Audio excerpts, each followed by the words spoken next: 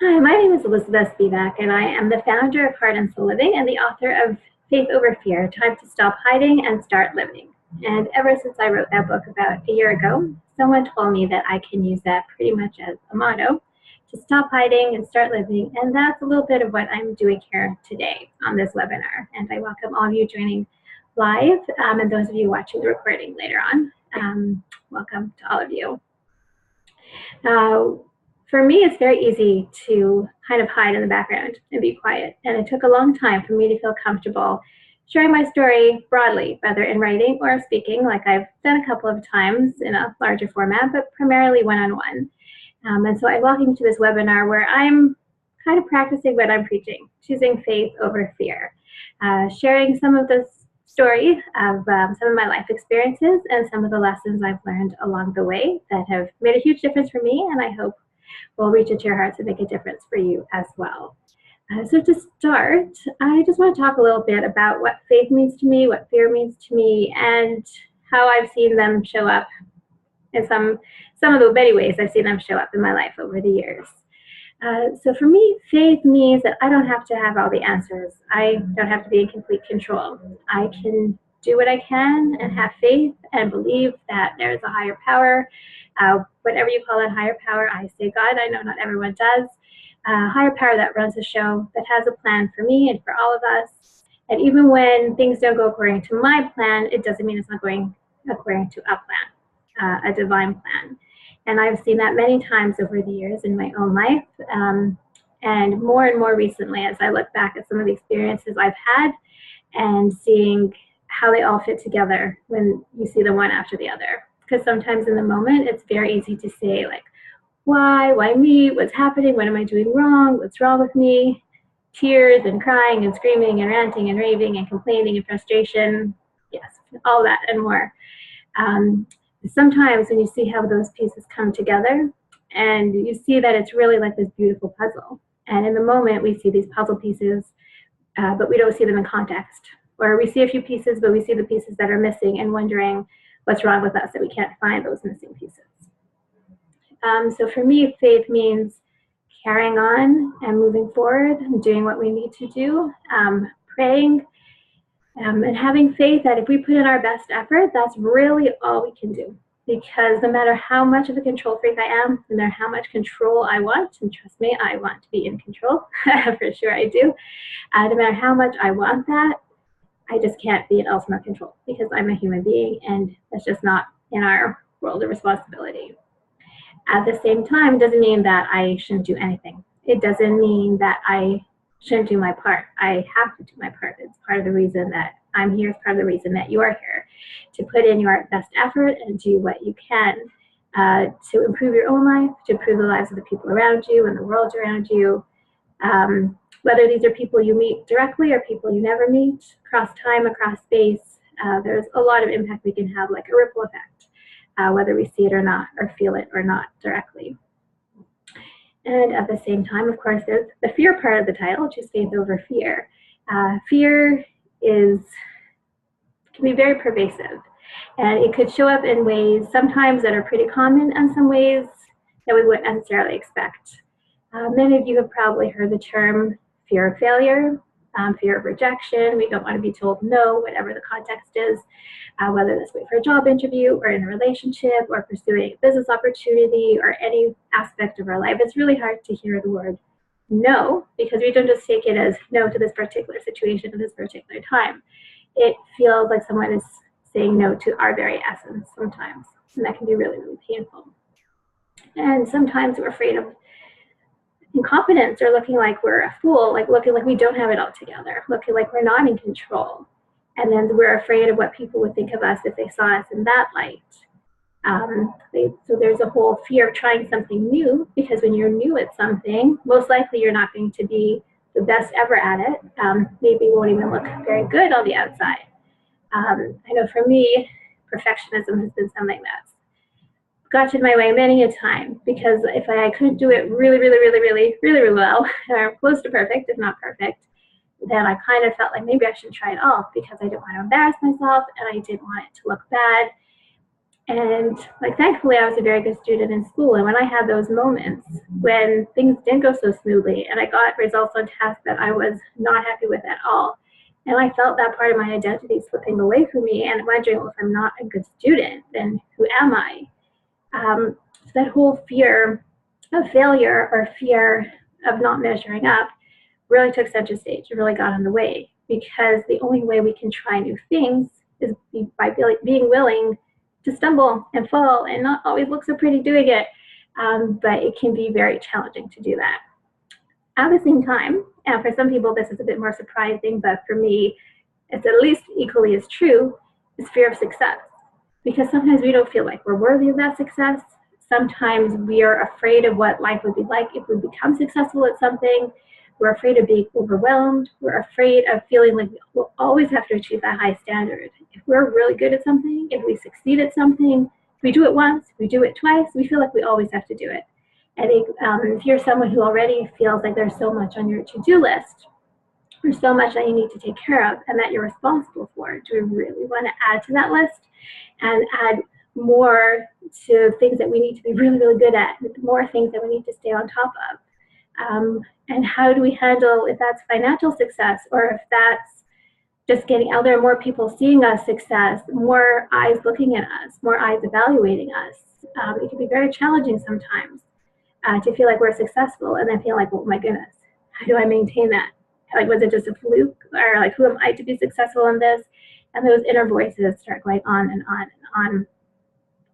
Then there's a different kind of fear. A fear of feeling like we've wasted our lives, or we've wasted a lot of time. And this is where I'll get into a little bit of my story as well. When I was in my early 20s, late teens, early 20s, I had a very, very clear picture, very clear idea of the type of life I thought I would lead. How old I thought I'd be: married by 25, mother of 2 by 30, mother of more after that, working in this career in marketing, which is what I went to university for. And I had this very seemingly clear idea in my mind of what my life was going to look like based on what I felt society expected, what my community, just the way things worked. Like, it wasn't even an idea in my mind that life was we are so off this plan. Like, I didn't even, all the things I worried about, and I tend to be a worrier, as those of you who know me know, and to overthink and overanalyze and analysis paralysis, as they say, really indecisive in many situations. For some reason, it never really occurred to me at that point that that part of the plan could really totally go off track and not go through that way at all. And then over the years, as I started seeing that, you know what, like the career path I had chosen, I went to university, and specialized in business, not because I loved it so much, but because it was left. It was what was left when everything else got pushed aside by process of elimination. I knew the things I didn't want to do. I didn't want to go into science. I didn't want to be a doctor or a lawyer or a teacher or this or that or the other thing. So there were very few things actually left at that time. One of them was business, and one of them was journalism, which would tap into my lifelong interest in writing, which I still have today, thankfully. I really enjoy putting my thoughts into writing. And at the time, I was debating, okay, business or journalism, and these were my two options. And I spoke to someone at the time. She's like, you know what, business is more practical. Take that. If you want to do journalism after, you can always go back to school later on. So I figured, okay, and this is my journalism teacher as I was taking it to my English classes. So I said, okay, business it is. And what do I want to do in business? I really don't want to do accounting or finance, so marketing it is. Yay, there you go, career path chosen. Creativity and psychology, two aspects I really, really like about marketing. Okay, good, let's go. Business program, specialized in marketing, start working in marketing, and then eventually realizing that I didn't want to work in marketing anymore. I was working for an organization where I really enjoyed the people I was working with, and aspects of the job as well. Like I said, the psychology of it, the creativity of it, the strategic planning of it. I really enjoyed all of those things. But somewhere deep within me, I was starting to get the message really, really loud and clear eventually. Started as a bit of a whisper, but got louder and louder over time, that as good as this opportunity was, this was not the job I was meant to be doing for the rest of my career. This was so far from it. And that was really the first inkling and one area of my life where things were not going to go according to plan. Because when I started university, in my mind, I was going to work in marketing until I had children. And then I was going to stay home with them until they were old enough to be in school. And then I was going to go back to work, most likely in marketing. And I was starting to realize at this point, you know what, marketing is not it. I thought, well, maybe if I do marketing for a not-for-profit organization, I'll be doing marketing, but it'll be for a really good cause. But still, that felt a little better, but it still felt too, like something wasn't right. And along those lines, like inspiration really started coming from an interesting source. Because in my mind, I was like, okay, so what can I do instead? My background is in marketing. It's what I've been working in at that point for probably about 5-6 years at least. What can I do instead? And then I was watching a movie, and it was actually the second time I had seen it, the movie A Walk to Remember. And there was this scene of this movie, and the short synopsis version of it. The two lead characters, the lead female character is a preacher's daughter, and she's very committed to her faith. She's very committed to living life on purpose. She has this list of goals for herself and all these different ways that she's helping people in her community and beyond. And the lead male character is this close to being expelled. And at the beginning of the movie, he pulls a stunt with a group of his friends that ends up with a fellow student getting seriously injured. And all of them manage to get away except for him. So he gets punished. Basically, his punishment is doing what the preacher's daughter does for fun, just because she wants to make this contribution. To make a long story short, throughout the course of the movie, he gets inspired by her because he sees the list of goals she has for herself. He sees her faith and how committed she is to it. He sees the direction she has for her life, and he admires it. And they start dating, start falling for each other. And he makes a list of goals for himself as well, because, like I said, she has inspired him. And his list of goals include going to college, going to medical school. And his mother finds this list. And remember, he was just about to be kicked out of school, to be expelled. So going to medical school from almost being expelled is quite a big step. And his mother said, like, this will take a lot of work. And his answer was that he can do it because Jamie, the preacher's daughter, has faith in him. And that night, I was lying in bed like, oh my goodness, this is it. Like, marketing isn't it, but this, whatever this is what I'm looking for. And I didn't know what that meant career-wise because it sounded too good to be true to be a career. Like, how could living with love and having faith in people and believing in people, how could that actually be a job? How could that be a career? It sounded too amazing to me. And this is where the faith part the faith and the fear kicked in, because I fear, like, well, what if I don't find this? Like, what if I don't succeed? If I do find whatever this is? And the faith part of it, and this is just one example, the many examples I could give about this career path. Like I said, I didn't know what career, if any, this actually was. And I was sleeping over at someone's house one time. And there's someone else, another guest who I'd never met before and hadn't seen since. And I was telling her about this in the movie, about the type of work I wanted to do. And she's like, you could be a life coach. And I said, really? You think people would take me seriously? Like, at the time I was in my late 20s, and I didn't see it. Like, I didn't feel like my life was in enough of an order and like the way it needed to be for anyone to take me seriously in this regard. She's like, no, you can do it. And I still had my doubts, for sure. But ever since she said it, it was like this light bulb went off in my head. It's like, wow, like, I love to write, I love to speak, and like this type of work and faith and belief and blah, blah, blah. Like, wow, maybe I can really do this. And like, that was really like a light bulb moment. And I believe, like, I didn't just randomly meet this person sleeping over at this place I had never been before. Like, we were actually supposed to be sleeping over somewhere else, but they had so many guests, there wasn't enough room for each of us to stay there. So 2 of us were staying at this other house, and we were sharing a room, and we were having this conversation. Like, I don't believe in coincidences. So to me, this is just one of many examples where it may not have been part of my plan, but there was definitely a plan and a reason to have faith and keep believing. So that's one area where things didn't quite go according to plan. Another area was just in terms of, I shouldn't say just, was in terms of mental health. When I was in high school in grade 9, like, something like there were kind of these thoughts in my mind that I really didn't understand, really couldn't have explained or predicted. But for some reason, I just felt like if I didn't have the proper thinking, and if the letters weren't formed properly, whatever that meant, on the page, I had to cross it out if it was the pen and rewrite it, cross out, rewrite.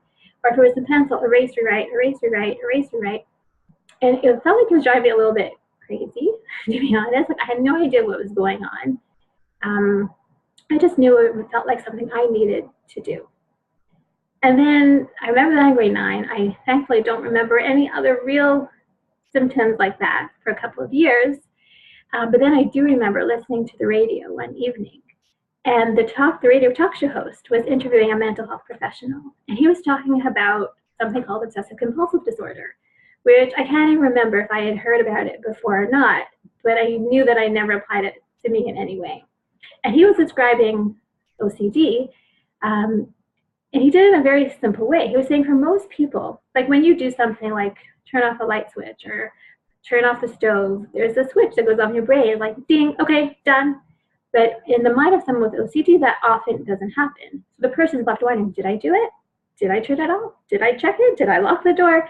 And you end up checking and checking and checking and checking because you're not sure. Some people call it the doubting disease, or the doubting disorder. And of course, that's just one small example of OCD, but it's a very symbolic one. So then my family moved from one city to a new city, and the community that I became part of was more observant than the community I had grown up in. And nobody said anything negative or did anything negative. I think it was just my own level of discomfort, my own fear kicking in. And when I started associating with people who were more observant than I was, and I felt like I didn't measure up. Like I felt 2 inches tall, even though nobody said or did anything. And then I read in the prayer book, there's this prayer that should be said perfectly. No mispronunciation, no slurring. It has to be done perfectly. And in my already perfectionistic mind, my OCD mind, that started meaning like, okay, like I have to say it perfectly. And this prayer, which should take about 5 minutes or so, started taking me progressively longer. 5 minutes, 10 minutes, 15, 20, 30, 35, 40, up to like 40, 45 minutes sometimes. And it's like one of the most important prayers in Judaism. The prayer where we're saying, like, there is one God in the world that runs the show, and it's one we're supposed to say with love and reverence. And I dreaded it every single time because I knew that it was going to be this dramatic ordeal for me.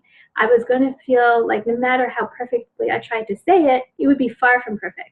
My pronunciation by the time I got done repeating was nowhere near perfect. My concentration was nowhere near perfect. My focus for sure not. My intention, instead of focusing on the meaning of the words, I was focusing on my jumbled attempt at trying to say it perfectly. And I cried many, many tears behind closed doors for this because I felt so guilty. I felt like I was letting myself down. I was letting my community down. I felt like I was letting God down because I had learned Hebrew since kindergarten or even younger. And I had been able to say this properly. And now I couldn't control my own mind enough to just say the words and move on.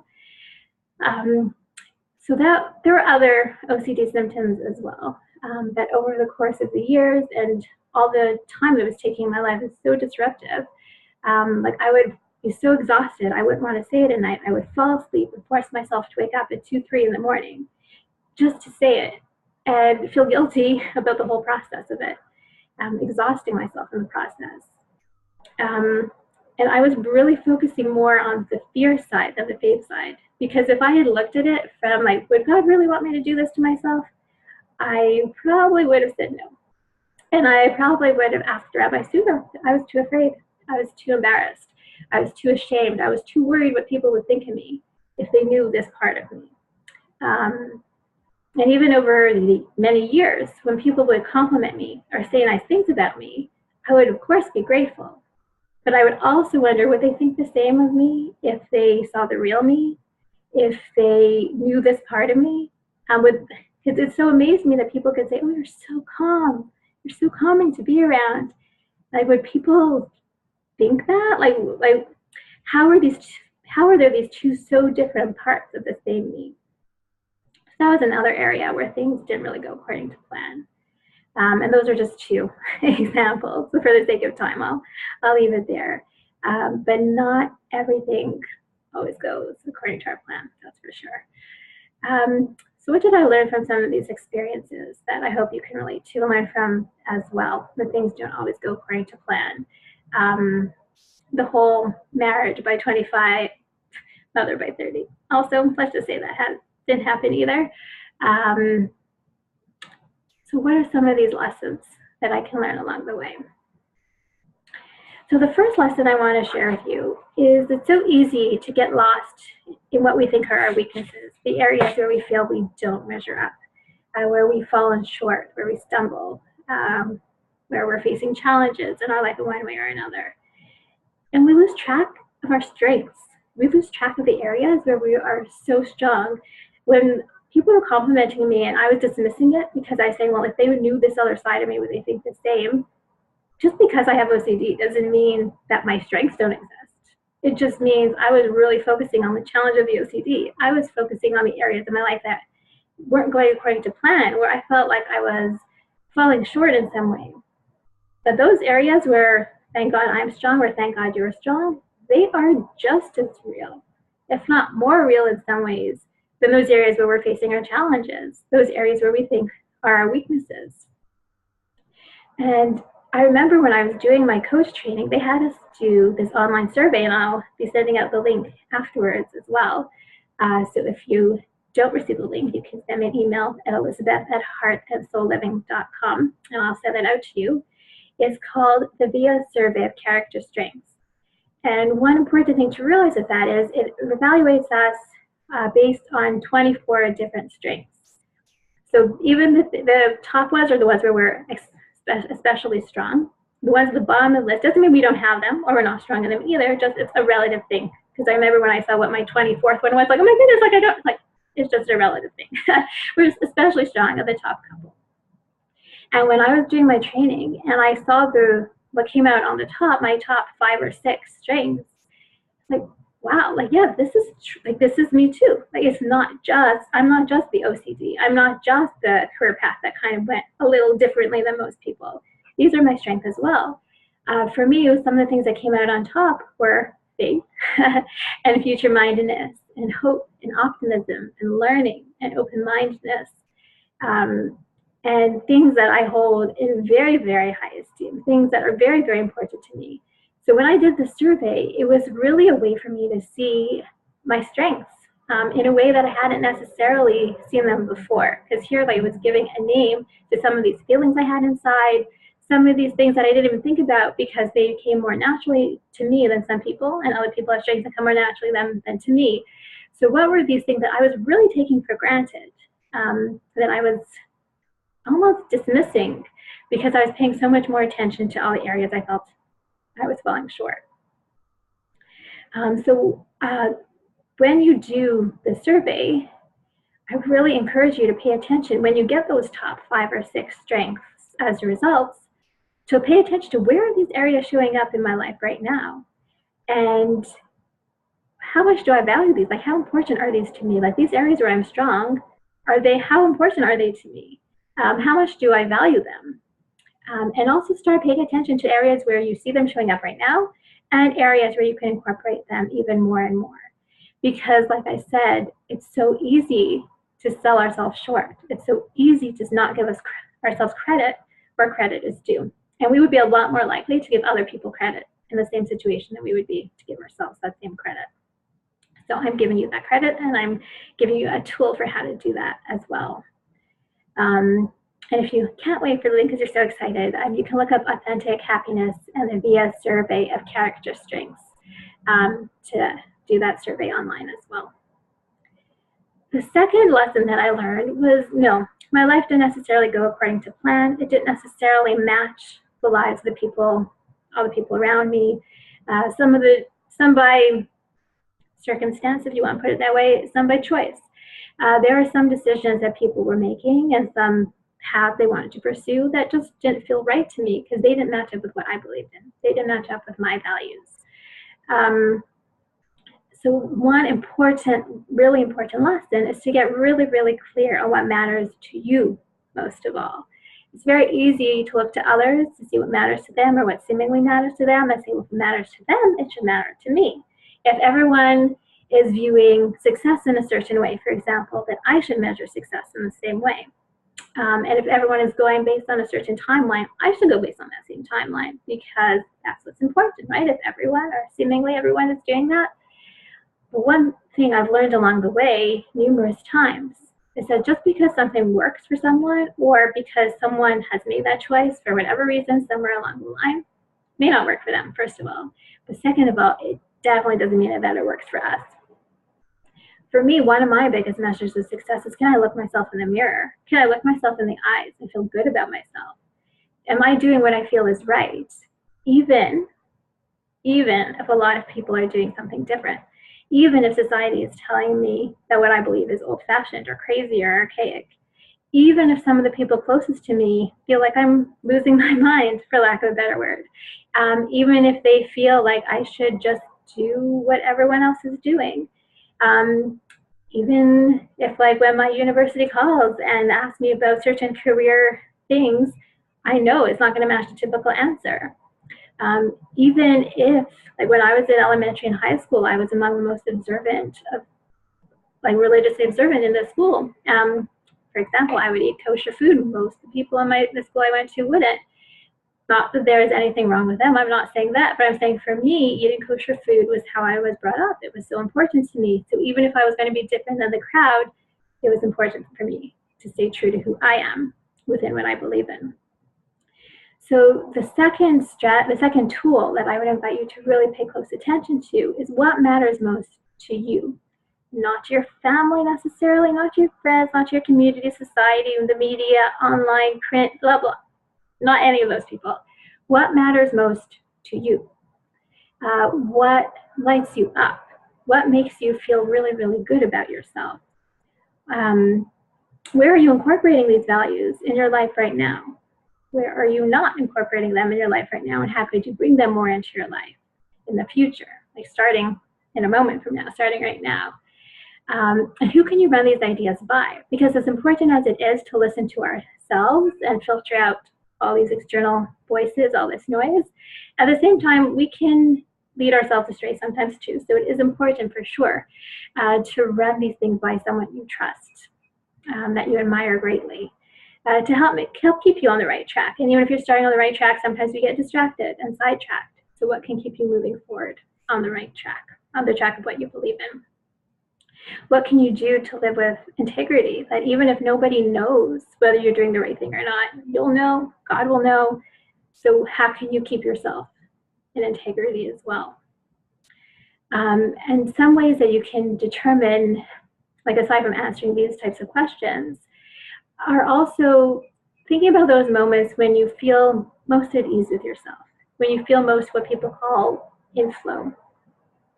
When you don't necessarily have to struggle so much and it almost comes naturally to you, something that you're passionate about. When you read something or hear something or see something, what really gets to your heart? What really matters most to you? What will you stand up for? What do you believe in? What would you, like, I know for me personally, just to give an example, I'm very particular about what I'll post on my Facebook page because there are certain messages that I don't feel connected to, that actually in some cases, I don't even want to say turn me off, but they're not in line with who I am trying to be. And I'd rather focus on the person I am trying to be. So like my Facebook page is full of messages of being true to yourself, of faith in higher power, of looking at your strengths, of giving yourself credit instead of selling yourself short. And these I've come to learn, it wasn't always the case, I didn't always know this, but over the past couple of years especially, 4 or 5 years maybe especially, have become really, really clear, like these are what I value, like my religious principles, my moral principles, the interpersonal relationships, helping people believe in themselves. These are what I really value most of all. So what is it for you? Like, what type of thing do you feel most excited about sharing on Facebook or social media, for example? What type of topics really light you up when you're talking about them in conversations with friends or acquaintances or with coworkers? What types of things do you love to write about? What types of things do you love to read about? When you look yourself in the mirror, what type of person do you want to see? What type of behaviors do you want that person to do? Who are you at your core? And some of these are pretty big questions. I'm not necessarily expecting an answer in 2 seconds, but it's time really to start thinking about some of these questions and answering them honestly for yourself, which brings me to the next lesson. And the next lesson I've learned is there were times when I felt really guilty about feeling angry or feeling resentful or any kind of negative emotion, because I felt like I shouldn't feel this way. And in my own life, the OCD really took advantage of that, because when I told myself I shouldn't feel a certain way, my OCD took it to me, okay, so let's do some compulsive behavior to get rid of that emotion that you feel you shouldn't be feeling. But of course, I still felt that way. Like, my feelings were my feelings. The fact that I wasn't dealing with them in any kind of healthy way, I was just stuffing them down with this OCD ritual, didn't mean that these feelings didn't exist, even if I wanted to pretend they didn't in the moment. So the third lesson I learned, and it actually kind of surprised me that it took as long as it did to realize this, but I'm very happy that eventually I did, not that I can always apply it right now, is that I could pretend to myself, I could try to pretend that I'm not feeling angry or bitter or resentful or any of these negative emotions. But God already knows. And who am I hiding it from? By trying to delude myself, basically, that I wasn't feeling what I was feeling, I was trying almost to pretend that I don't know, was a better person than I thought I was, because having those emotions in my mind equaled some kind of negative, had some negative connotation. But I'm human, and humans have emotions. And hopefully most of the time we're joyful and happy and upbeat and supportive and encouraging and empathetic and all these amazing, amazing things. And sometimes we'll be hurt and we'll be sad and we'll be angry and we'll be resentful. And we won't know how to handle certain situations, and we'll feel down, and all these kinds of different emotions, the human experience. So when we try to pretend that we don't feel the way we feel, the person we're really hurting most is ourselves, because God already knows how we feel. People around us pick up on in the change of our moods and our energies. But we're just hurting ourselves by pretending like, oh, I never get angry because I shouldn't get angry, therefore I never get angry. It's not true. Most people, unless they're one of the few and far between exceptions, will have quite a range of human emotions. And the goal isn't to pretend they don't exist. The goal isn't to ignore them or suppress them or push them down and not deal with them in any kind of healthy way. The goal is to deal with them, is to acknowledge that they exist and to deal with them in some healthy way. Whether that's talking to a friend or a therapist or a mentor, someone we're close to, someone we trust, going for a walk, journaling, listening to relaxing music, some combination of the above, or acknowledging, you know what, I may not be in my best frame of mind right now, but hopefully in a short time that'll change. But I'm going to accept that right now I'm not in my best state of mind. I'm not in my highest energy place. Shouldn't make any major decisions right now, but it'll pass. But that actually took a little longer than I like to admit for me to learn. And the fourth lesson is that the way we think can really have major impacts on how we approach life and how we see things. There's one of these is all or nothing, and it ties in very closely with being a perfectionist. Like, we feel like we either have to do it all or it's not worth anything, so why bother even doing it at all? We feel like if we can't be perfect, why bother trying? When, of course, there are so many steps in between. It's really not all or nothing. It's about giving ourselves credit, once again, for some of the small victories along the way. It's acknowledging that we don't have to be perfect to be good enough or more than good enough. Because once again, we are human. Human beings aren't perfect. Human beings can't have all the answers and know how to handle every situation and be perfect at every time. Balls of sunshine. Like I tell some people sometimes, like, thank God, like, people see me smile a lot, and I'm so honored and happy that that's what people see me. but I am not always a ball of sunshine. But that doesn't mean that I never am. That doesn't mean that, well, I'm not always and I should never be. There's so many areas in between. And we need to give ourselves credit, accept that we're human and give ourselves credit for every step along the way, every positive thing along the way. Another way the way we think affects what we see and the way we approach life is the words we use and our body language. If I were to ask you, how are you? And you say, amazing, fantastic, what a wonderful day. And like your head is bobbing and you're smiling and your eyes are sparkling. How do you feel? I'm guessing pretty good. But if someone would answer, and even if it's not you, if you hear someone say, like, how are you? And their answer is terrible, what a terrible day. Like, it's so hot, it's so humid, it looks like it's gonna rain again, what a summer. And you just feel their whole body sinking to the floor. And it's not just like one-time thing. Like, you know, like sometimes there's a transit delay and the subway gets delayed and people say, oh, it's just so terrible. It's an inconvenience for sure, but in most cases, it just means we'll get where we're going a little bit later. And yeah, we may have to call or text someone and say, I'm running a little bit late. It's definitely, it can be an inconvenience.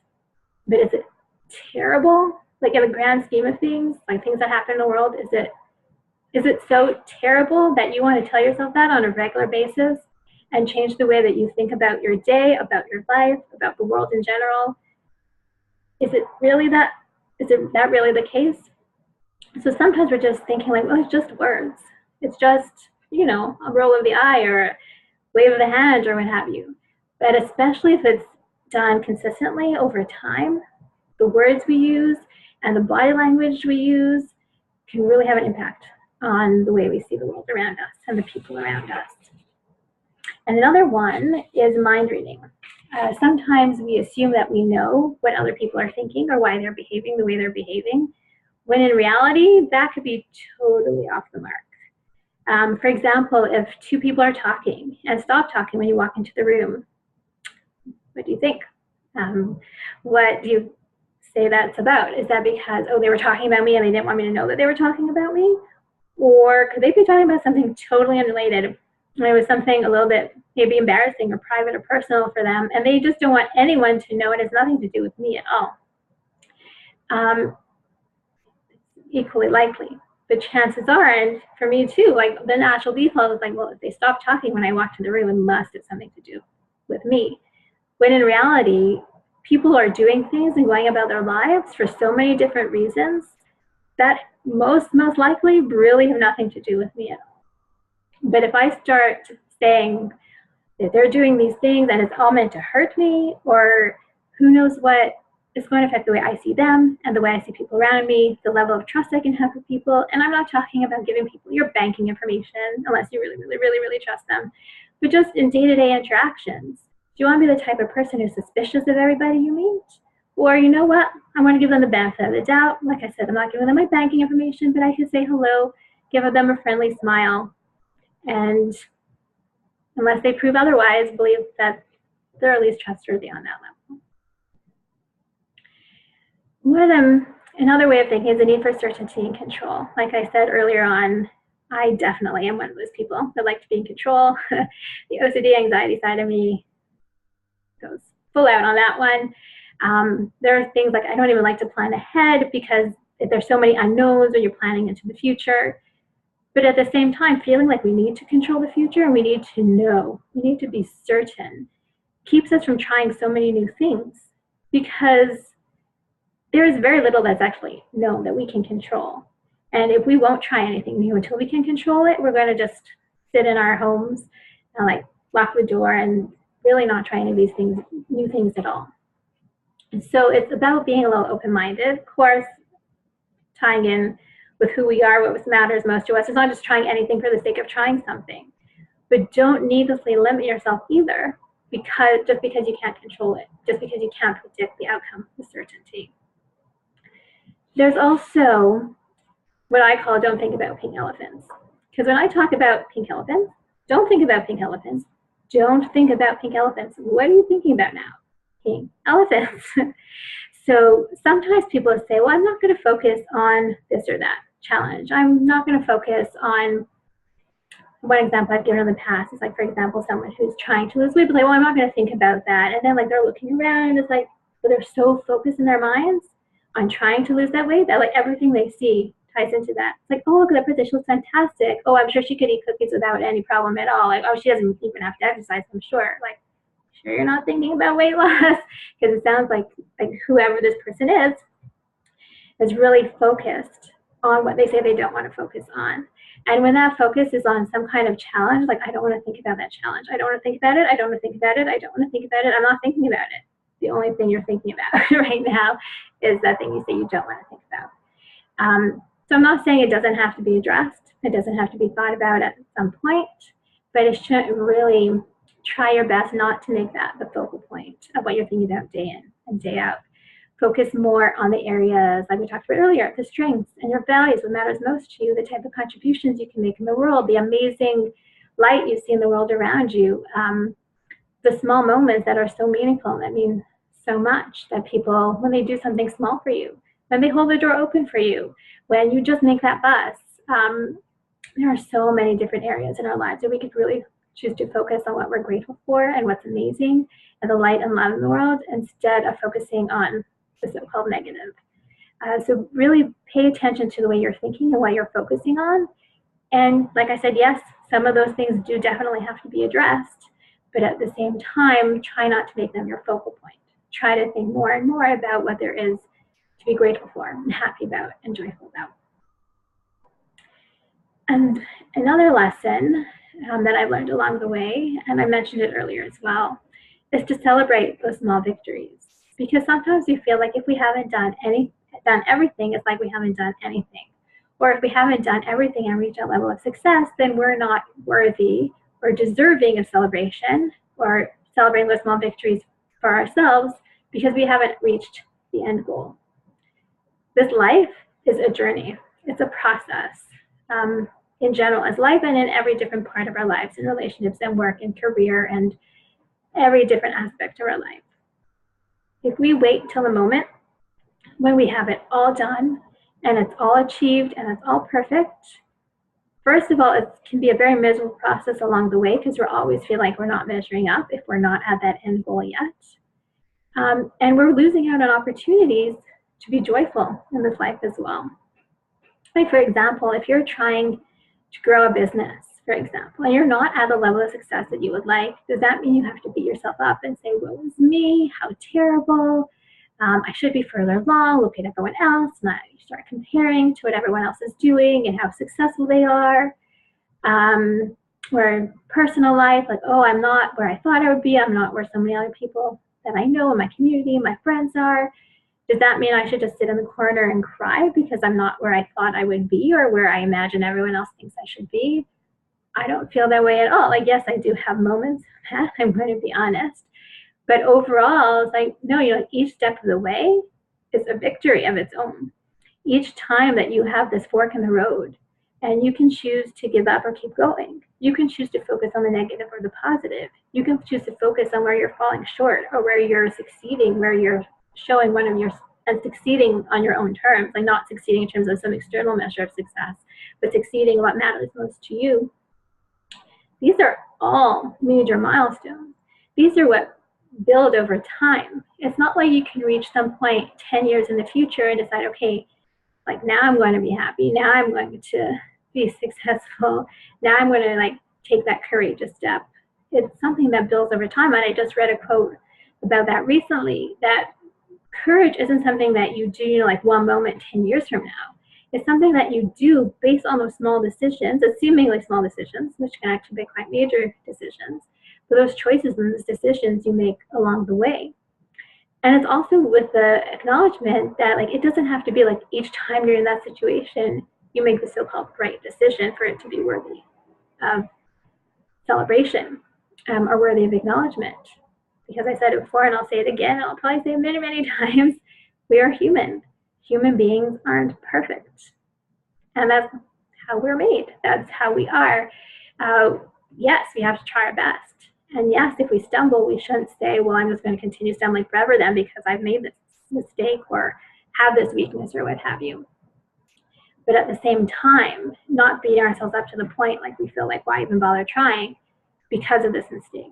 It's learning from that mistake, celebrating the successes along the way, the times when we did show courage, the times when we were in integrity, the times when we stood up for what we believed was right, even in the face of adversity, even in the face of people who disagreed with us, even when we felt on the outside looking in, even when things didn't go according to plan. Those moments we had faith when maybe in the moment it felt like, at least on the surface, like, why should I, like, look at what's happening, how can I have faith? But reaching somewhere deep within and recognizing, you know what, that's just my fear talking. And it's really about, like the title of this workshop says, choose faith over fear. The fear will continue to exist. Some people talk about being fearless.